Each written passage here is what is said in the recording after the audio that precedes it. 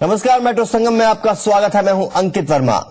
महाराष्ट्र में नेतृत्व परिवर्तन की अटकलें तेज हो गई हैं। मुख्यमंत्री पृथ्वीराज चौहान ने दिल्ली में कांग्रेस अध्यक्ष सोनिया गांधी से मुलाकात की। ऐसा माना जा रहा है कि सोनिया से महाराष्ट्र के नए उत्तराधिकारी पर चर्चा हुई। चौहान ने सोनिया से कहा कि अनिश्चितता का माहौल महाराष्ट्र के लिए ठीक नहीं है और सीएम पद के नाम पर संशय जल्द खत्म होना चाहिए। इससे पहले पृथ्वीराज चौहान ने सोनिया गांधी से राजनीतिक सलाहकार अहमद पटेल और ए के एंटनी से भी मुलाकात की। माना जा रहा है कि पूर्व गृह मंत्री सुशील कुमार शिंदे को एक बार फिर महाराष्ट्र की कमान सौंपी जा सकती है। आपको बता दें कि महाराष्ट्र में इसी साल चुनाव होने हैं और लोकसभा चुनाव में बुरी हार के बाद कांग्रेस के भीतर पृथ्वीराज चौहान का जबरदस्त विरोध है।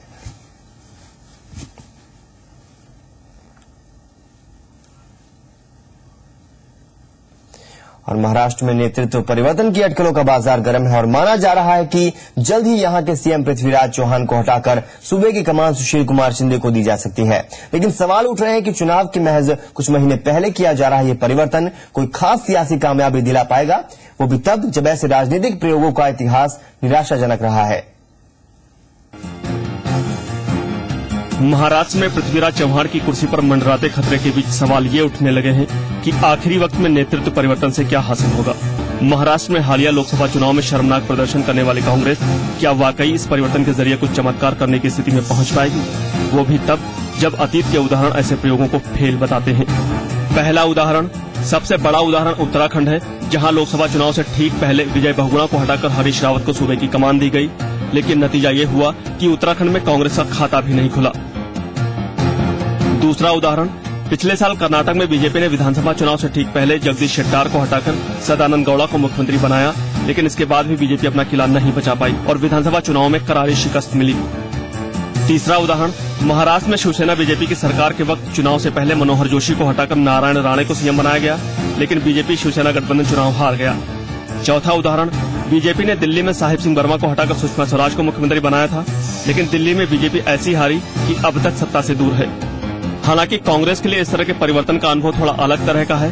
महाराष्ट्र में कांग्रेस ने कई बार अपने सीएम बदले हैं। 2003 में विलासराव देशमुख को हटाकर सुशील कुमार शिंदे को सीएम बनाया गया था। 2004 में एक बार फिर विलासराव देशमुख को कमान सौंपी गई। 2008 में देशमुख को दोबारा हटाया गया और अशोक चव्हाण को सीएम बनाया गया। नवंबर 2010 में अशोक चव्हाण को हटाकर पृथ्वीराज चौहान को सीएम बनाया गया। यानी कांग्रेस के हिस्से नफे और नुकसान दोनों तरह का अनुभव है। देखना होगा कि इस दफे महाराष्ट्र में नेतृत्व परिवर्तन का कांग्रेस का प्रयोग कितना कारगर साबित होता है। ब्यूरो रिपोर्ट, जी मीडिया। और गोपीनाथ मुंडे की याद में मुंबई में एक सभा आयोजित की गई, जिसमें केंद्रीय मंत्रियों के साथ साथ कई दूसरी पार्टियों के दिग्गज नेता शामिल हुए। इस मौके पर गृह मंत्री राजनाथ सिंह ने कहा कि संसद में मुंडे की कमी हमेशा खलेगी। वहीं एनसीपी अध्यक्ष शरद पवार ने घोषणा की कि दिवंगत गोपीनाथ मुंडे के परिवार से अगर कोई भी सदस्य बीड के उपचुनाव में खड़ा होता है तो एनसीपी वहां अपना उम्मीदवार मैदान में नहीं उतारेगी।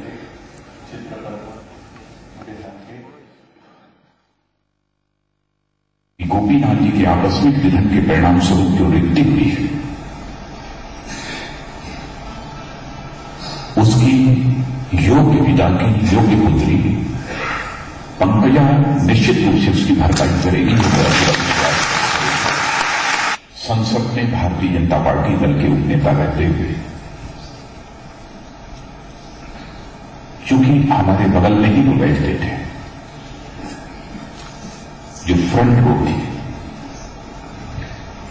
और मैं देखता था गोपीनाथ जी के दिल की वो तड़पन कि जब कभी भी कोई भी सांसद गरीबों की समस्या के संबंध में, किसानों की समस्या के संबंध में, पिछड़ों की समस्या के संबंध में विचार व्यक्त करता था, तो कुछ न कुछ, भले ही वो खड़े होकर न बोले, क्योंकि बोलना बीच में खड़े होकर यह अमर्यादित होता है और संसदीय परंपराओं का उल्लंघन होता है, तो मेरे कान में कहते थे कि यह व्यक्ति यह बोल रहा है, इसके स्थान पर से यह बोलना चाहिए। और दिल्ली में भी कांग्रेस ने रेल किराए बढ़ाए जाने का विरोध किया है। दिल्ली कांग्रेस के अध्यक्ष अरविंदर सिंह लवली के साथ महाबल मिश्र और मुकेश शर्मा ने सैकड़ों कार्यकर्ताओं के साथ प्रदर्शन किया और मांग की तुरंत बढ़ा हुआ किराया वापस लिया जाए। प्रदर्शन कर रहे कांग्रेस कार्यकर्ताओं पर पुलिस ने वाटर कैनन का भी इस्तेमाल किया है।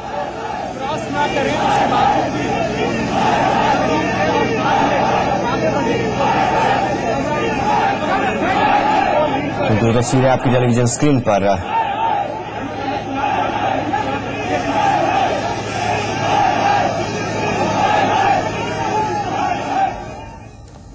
और दिल्ली में ही कांग्रेस के छात्र संगठन एनएसयूआई ने भी प्रदर्शन किया और बढ़ा हुआ किराया वापस लेने की मांग की है।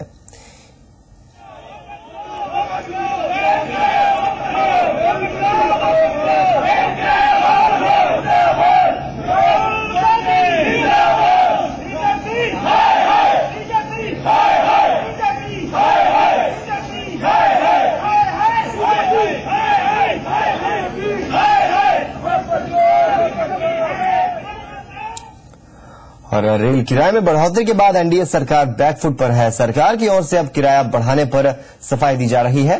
गृह मंत्री राजनाथ सिंह ने महंगाई का ठीकरा यूपीए सरकार पर फोड़ा तो रेल राज्य मंत्री मनोज सिन्हा ने कहा कि रेलवे को 900 करोड़ का हर महीने नुकसान हो रहा था, इसलिए किराए में बढ़ोतरी करनी पड़ी।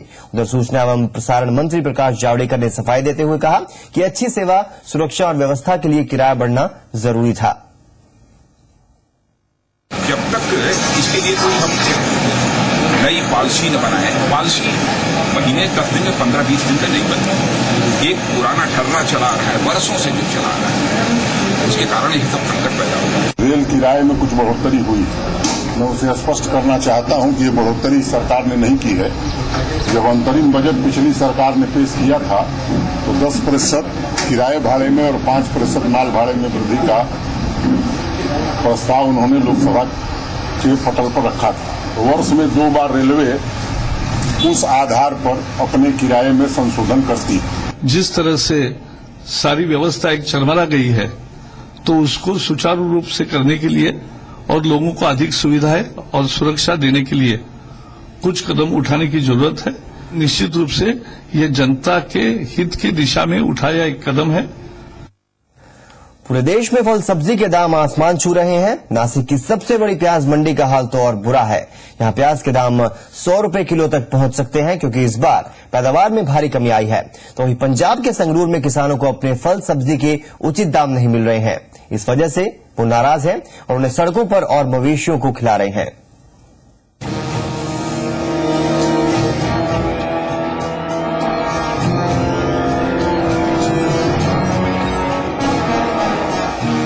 ये तस्वीरें देश के 2 अलग अलग शहरों की हैं। पहली तस्वीर पंजाब के संगरूर की है, जहां किसान को उसके सब्जी का कोई खरीदार नहीं मिल रहा। तो दूसरी तस्वीर महाराष्ट्र के नासिक की है, जहां प्याज की कीमतें आसमान छूने लगी हैं। इन 2 तस्वीरों के बीच पिस रहा है आम आदमी। ये तस्वीर पंजाब के संगरूर की है। सब्जी की बम्पर पैदावार से किसान खुश थे, लेकिन सही कीमत नहीं मिलने से अब परेशान हैं। नतीजा, सब्जी पशुओं को खिलानी पड़ रही है। किसानों का आरोप है कि उन्हें लागत मूल्य तो दूर, सब्जी तोड़ने की मजदूरी भी नहीं मिल पा रही है। काफी मेहनत की, खेत में पैसे भी लगाए, लेकिन अब सब्जी के भाव नहीं मिल रहे हैं। पंजाब के संगरूर में किसान कीमत के लिए सिसक रहे हैं, तो नासिक से आई खबर प्याज के आंसू रुला सकती है। महाराष्ट्र में बेमौसम बारिश की वजह से करीब 40% प्याज की फसल का नुकसान हो चुका है। जानकारों के मुताबिक अगस्त तक प्याज की कीमत में जबरदस्त उछाल आ सकता है और कीमत 100 रुपए प्रति किलो तक पहुंच सकती है। जो प्याज पैदा हुआ उसमें बारिश की वजह से 40% खराब हो गया और 60% बचा हुआ माल जो थोड़ा बहुत मार्केट मिल रहा है वो भी किसान को कोई फायदा नहीं है आज भी, क्योंकि उनका 40% प्याज का लॉस हो गया है। तो उससे ये प्राइस कोई किसानों के लिए ज्यादा नहीं है, बल्कि खर्चे भी नहीं निकल रहे हैं पूरे। देश में महंगाई और सब्जी के बढ़ते दाम से लोग परेशान हैं। बेमौसम बारिश की मार झेल रहे प्याज के दामों में भी जबरदस्त उछाल आ सकता है। सरकार ने फल और सब्जियों के दाम काबू में करने के लिए जमाखोरी पर अंकुश लगाने की कोशिश की है, लेकिन सवाल ये है कि सरकार की ये कोशिश क्या वाकई कामयाब हो पाएगी। पंजाब के संगरूर से सुमित जोशी के साथ ब्यूरो रिपोर्ट, जी मीडिया, नासिक। मुंबई के परेल इलाके में 20 मंजिला नमन बिल्डिंग में लगी आग पर काबू पा लिया गया है। साथ ही बिल्डिंग में फंसे 8 लोगों को सुरक्षित बाहर निकाल लिया गया है। आग पर काबू पाने पर दमकल विभाग की टीम को काफी कड़ी मशक्कत करनी पड़ी।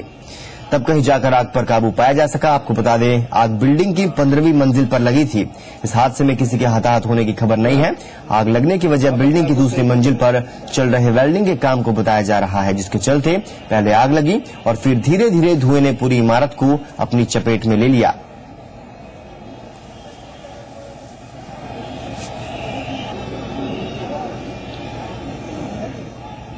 खोलून दिले असते ना।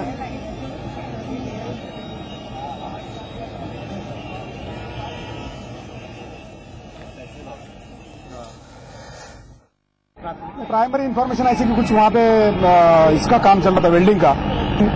ये इंफॉर्मेशन उसके बाद ही पता चलेगी जब इन्वेस्टिगेशन होगा, उसकी जांच होगी। सर, कुछ लोग टॉप फ्लोर पे दिखे, वो कौन लोग थे? क्या ऑफिस के? वो कर्मचारी, ऑफिस के कर्मचारी है। बीएमसी के अधिकारी कैंपाकोला हाउसिंग सोसाइटी के निवासियों को एक दिन का समय देने पर आज सहमत हो गए। आज बीएमसी के अधिकारी जब सोसाइटी के लोगों के बिजली और पानी का कनेक्शन काटने कैंपाकोला पहुंचे तो सोसाइटी के निवासियों ने अंतिम निर्णय लेने के लिए एक और दिन देने की अपील की, तो अधिकारी इसके लिए राजी हो गए। आपको बता दें कि शुक्रवार को मुंबई पुलिस के साथ बीएमसी के अधिकारी कैंपाकोला हाउसिंग सोसाइटी के बिजली, पानी और गैस का कनेक्शन काटने पहुंचे तो लोगों के भारी विरोध के बाद उन्हें वापस लौटना पड़ा। बीएमसी ने गैर कानूनी ढंग से अधिकारियों के काम को रोकने के लिए वहां के निवासियों के खिलाफ मामला दर्ज किया है।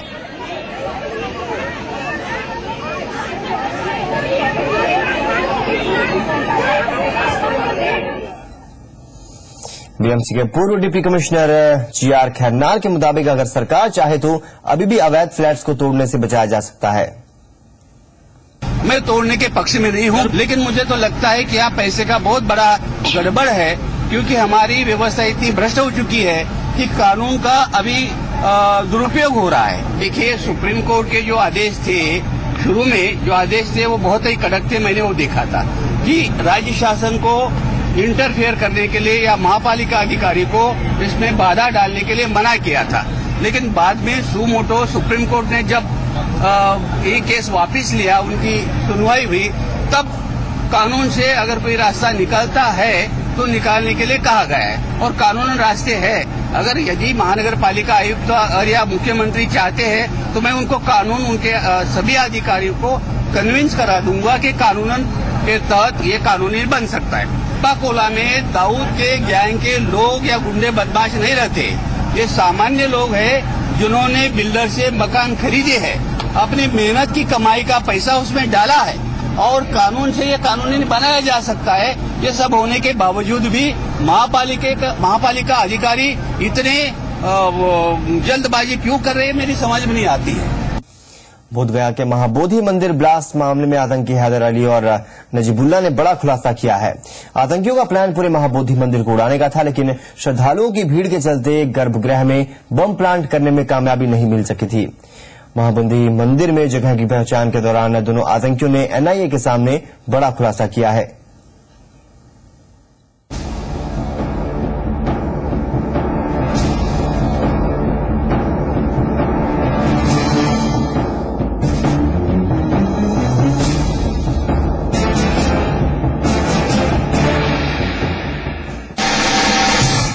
एनआईए की पूछताछ में रांची से गिरफ्तार सिमी और आईएम के आतंकी हैदर अली उर्फ ब्लैक ब्यूटी और नजीबुल्लाह ने ये सनसनीखेज खुलासा किया है कि आईएम के झारखंड और बिहार मॉड्यूल के आतंकी बोधगया के महाबोधि मंदिर को बड़े धमाके के साथ जमींदोज करने की फिराक में थे। इसके लिए प्लानिंग से लेकर लेट फंडिंग तक का काम आईएम के मास्टरमाइंड तहसीन अख्तर उर्फ मोनू ने खुद अंजाम दिया था। रांची से गिरफ्तार आतंकी हैदर अली और नजीबुल्लाह ने महाबोधि मंदिर को उड़ाने की साजिश का खुलासा तब किया जब दोनों को लेकर एनआईए की टीम महाबोधि मंदिर में जगह की पहचान कराने पहुंची थी। सूत्रों से मिली जानकारी के मुताबिक आतंकी अपने मंसूबों में कामयाब भी हो जाते, लेकिन एनआईए के सामने आतंकियों ने यह कबूल किया कि उन दिनों महाबोधि मंदिर में श्रद्धालुओं की अच्छी खासी भीड़ थी, लिहाजा गर्भगृह में बम प्लांट करने में आतंकियों को कामयाबी नहीं मिल पाई,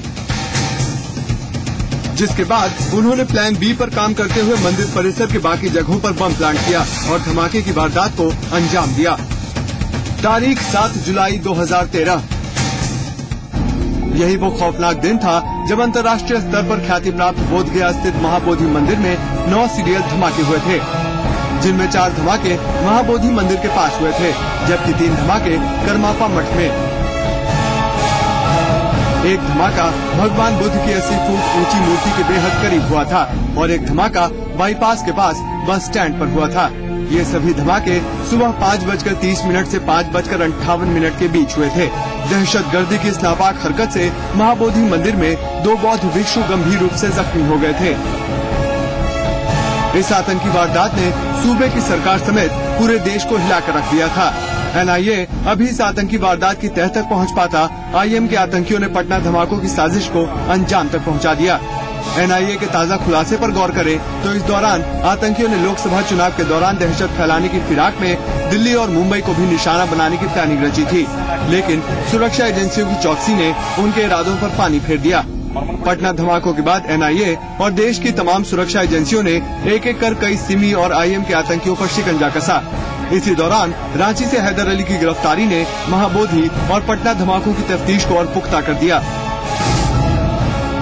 फिलहाल एनआईए का ये दावा है कि वो रांची से गिरफ्तार आतंकियों की पूछताछ के आधार पर दोनों आतंकी वारदातों के रासपाश में बहुत हद तक कामयाबी हासिल कर चुकी है। ब्यूरो रिपोर्ट, जी मीडिया। नोएडा के एक व्यापारी ने एसपी नेता राकेश यादव और उनके भाई महेश यादव पर रंगदारी मांगने और न देने पर जान से मारने की धमकी देने का आरोप लगाया है। मिट्टी का कारोबार करने वाले व्यापारी धर्मवीर सिंह के मुताबिक एसपी नेता राकेश यादव और उनके भाई महेश यादव ने फोन कर उनसे बिजनेस में 33% मुनाफे का हिस्सा मांगा और न देने पर जान से मारने की धमकी दी। पीड़ित व्यापारी का आरोप है कि पहले भी इन लोगों ने उन्हें धमकाकर 25 लाख रुपए वसूले हैं। आपको बता दें कि एसपी नेता राकेश यादव और उनके भाई पहले भी जमीन कब्जा और खनन को लेकर विवादों में रहे हैं। फिलहाल इस मामले में व्यापारी की शिकायत पर पुलिस ने अभी तक न तो मामला दर्ज किया है और न ही पुलिस कुछ बोल रही है। जाहिर है ऐसे में अब ये सवाल उठने लगे हैं कि क्या पुलिस सत्ताधारी पार्टी के नेता की रसूख के आगे दब रही है। मामा जी को परेशान किया जा रहा है। पिछले 4 दिन से रेगुलर फोन कर रहे थे कि नए काम मिला है, उसमें पार्टनर करो हमें। कल मना करने के बाद इन्होंने कल से ही जान से मारने की धमकी और अंजाम भुगतने के लिए कल से इन्होंने शाम से बदतमीजी करनी शुरू करी है और ये कहा कि ऊपर से मुख्यमंत्री से फोन करा के तुम्हारे सारे काम बंद कराएंगे। उसमें अगर ना देने पे इन्होंने यही धमकी दी कि जान से मार देंगे या तुम्हारे खिलाफ केस बना के साइड वाइड सब बंद करा देंगे। नोएडा के सेक्टर 24 में एक शख्स का शव मिला है। भूपेंद्र नाम के इस शख्स के सिर पर गोली का निशान है और एक तमंचा शव के पास मिला है। ये अपने परिवार के साथ मोरना में रहता था। मृतक के परिजनों के मुताबिक इसका कैलाश और अमरजीत नाम के 2 लोगों से पैसों को लेकर विवाद चल रहा था। पुलिस ने दोनों के खिलाफ केस दर्ज करके गिरफ्तारी की कोशिश तेज कर दी है।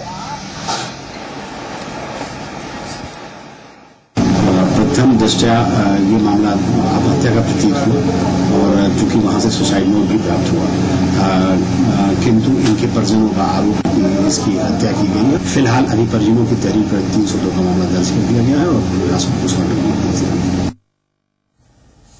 और दिल्ली की लाइफलाइन कही जाने वाली मेट्रो सर्विस आज कुछ देर के लिए बाधित हो गई जब मौसम के कहर के चलते कोई बाहरी चीज आकर ओवरहेड इलेक्ट्रिफिकेशन यानी OHE वायर में उलझ गई।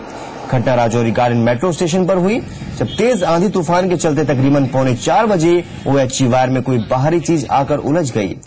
इस दौरान सभी यात्री मेट्रो में फंसे रहे और मुसाफिरों को 10-15 मिनट तक मेट्रो का इंतजार करना पड़ा। करीब 6 बजे मेट्रो के हालात सामान्य हुए।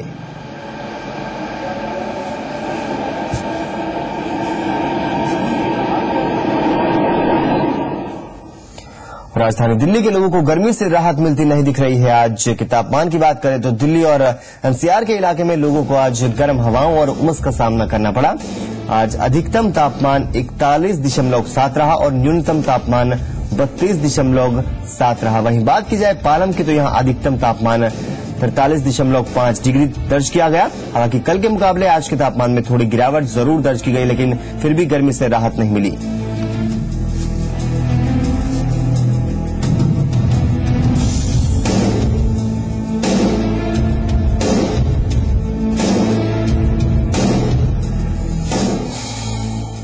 और IIT की प्रवेश परीक्षा का देश की सबसे कठिन परीक्षाओं में माना जाता है, लेकिन एक 14 साल के ऐसे बच्चे ने इस परीक्षा में सफलता हासिल की है जो कभी स्कूल ही नहीं गया। बिहार के रोहतास जिले के शिवानंद तिवारी ने IIT JEE एडवांस में 2587 रैंक हासिल किया है। खास बात यह है कि शिवानंद के माता पिता उसे संत बनाना चाहते थे। इसलिए घर पर उसे बाल संत ही कहा जाता है। शिवानंद के मुताबिक 2 साल पहले तक उनसे IIT के बारे में सोचा तक नहीं था, लेकिन एक कोचिंग संस्था ने उसकी प्रतिभा को पहचाना और उसे दिल्ली ले गई, जहां कड़ी मेहनत और लगन की बदौलत उसने IIT जैसे परीक्षा में सफलता हासिल की। शिवानंद के परिजन अब उसकी इस कामयाबी पर नाज कर रहे हैं। मुझे बहुत खुशी हो रही है क्योंकि मेरा लक्ष्य था IIT कंप्लीट करके रिसर्च में जाना। उसका एक प्रथम जो स्टेज है वो हमने पार किया है। मेरा लक्ष्य है कि रिसर्च में जाऊंगा और IIT कानपुर में उसका स्टेज भी यहाँ से ही शुरुआत होता है। IIT मेट्रो संगम में आज के लिए इतना ही। नमस्कार।